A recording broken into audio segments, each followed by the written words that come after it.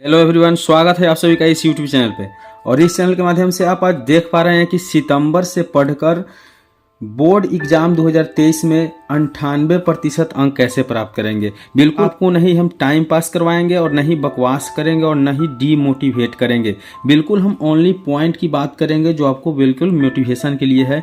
अर्थात इतना समझ लीजिए कि आपकी सफलता ही हमारा लक्ष्य है, आपको सफल बनाना ही हमारा लक्ष्य है। आपको मैट्रिक और इंटर बोर्ड परीक्षा 2023 में टॉपर बनाना ही मेरा लक्ष्य है। वो भी कहाँ से, तो बिल्कुल सितंबर से पढ़कर। तो आप एक एक पॉइंट को जरूर देखिएगा इस वीडियो पे। और इस वीडियो पे नए हैं तो इस चैनल को सब्सक्राइब करके बेल आइकन को प्रेस कर दीजिए, ताकि आपकी सपोर्ट की ज़रूरत हमें है और हम आपके लिए हमेशा तत्पर हैं, आपको मैट्रिक व इंटर बोर्ड परीक्षा में अच्छे अंक दिलाने के लिए। तो चलिए हम बात करते हैं कि इस टॉपिक को लेकर आए हुए हैं जो बिल्कुल आपको सितंबर से पढ़कर बोर्ड एग्जाम में टॉपर बना सकता है 98% अंक के साथ।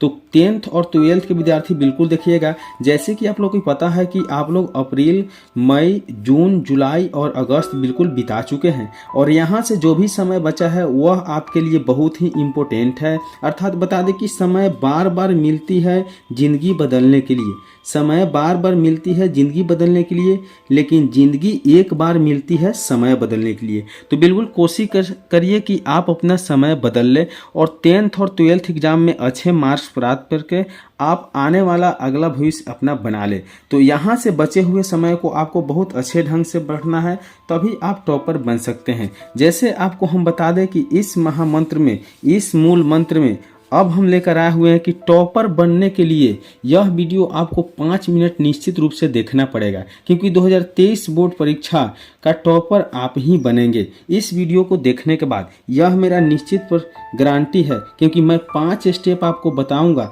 जिससे आपका बोर्ड एग्जाम में 98% मार्क निश्चित रूप से प्राप्त हो जाएगा। तो चलिए हम बात कर लेते हैं अब स्टेप बाय स्टेप। तो सबसे पहले आपको बता दें कि यहाँ आप लोग देख पा रहे हैं कि टॉपर क्या पढ़ते हैं। आपके दिमाग में यही चलता होगा कि आखिरकार टॉपर क्या पढ़ते हैं कि बोर्ड एग्जाम में टॉप कर जाते हैं।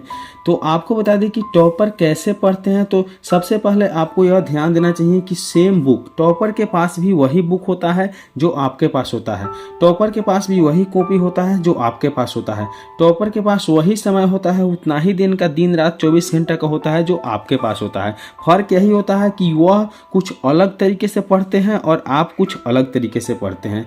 आपके पास भी 2 हाथ होते हैं और दिमाग होते हैं, उनके पास भी सेम टू सेम यही होते हैं, और सेम क्वेश्चन पेपर भी होते हैं। तब आपके दिमाग में यह बात चलता है कि आखिरकार सब कुछ सेम होते हुए वे टॉप क्यों कर जाते हैं और हम फर्स्ट डिवीजन, सेकेंड डिवीजन पर ही क्यों रह जाते हैं। तो सबसे पहले आपको ध्यान देना होगा कि प्रिपरेशन जो है आपको शुरू से करना होगा।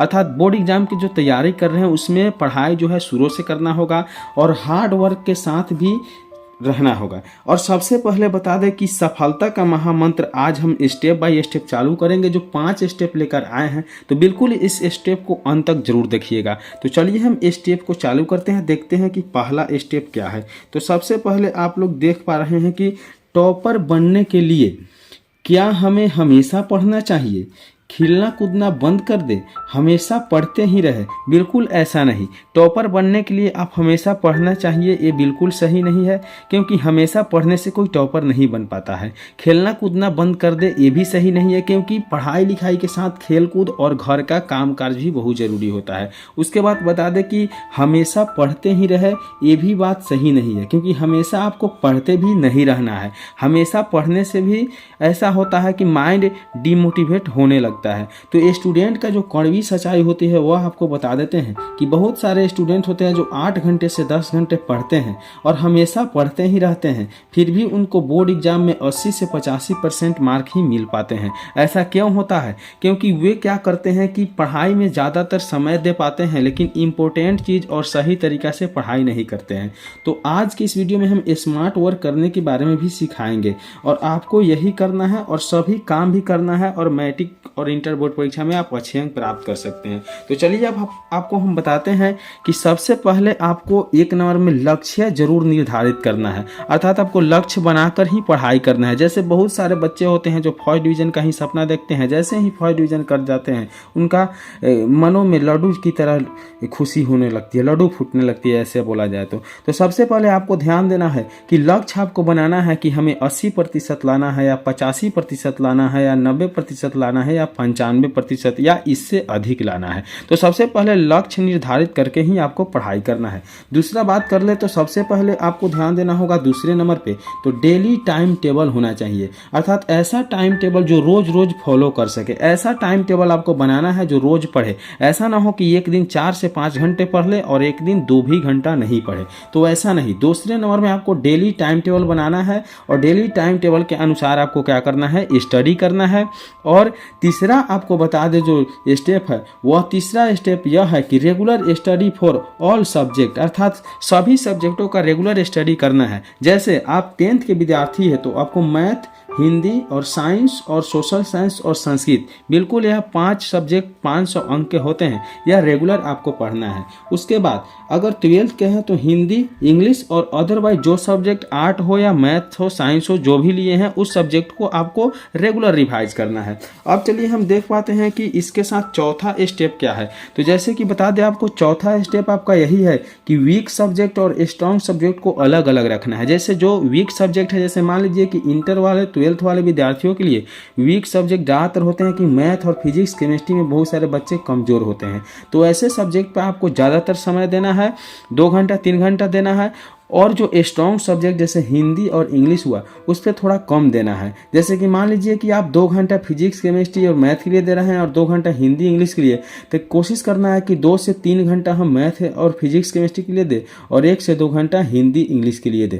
ठीक है, अब बात करते हैं कि जो 10th के विद्यार्थी हैं उनको क्या करना चाहिए। तो 10th के विद्यार्थी को साइंस और इंग्लिश क्या होते हैं, साइंस, इंग्लिश और मैथ जो होते हैं बिल्कुल वीक हो जाते हैं। क्यों? क्योंकि मैथ जल्दी समझ नहीं पाते हैं और साइंस याद हो नहीं पाता है और इंग्लिश तो शुरू से पढ़ नहीं पाते हैं। इसके वजह से यह तीनों विषय ज़्यादातर कमज़ोर होते हैं। और रही बात हिंदी और संस्कृत और सोशल साइंस के, तो हिंदी और संस्कृत तो सही ढंग से समझ पाते हैं क्योंकि ये भाषा होता है, और सोशल साइंस को तो इसी तरह से जोड़ जाड़ के लिख देते हैं। तो बिल्कुल यह सब बात आपको क्लियर करना है कि कौन मेरा वीक सब्जेक्ट है, कौन स्ट्रॉन्ग सब्जेक्ट है, उसको भी अच्छे ढंग से पढ़ना है।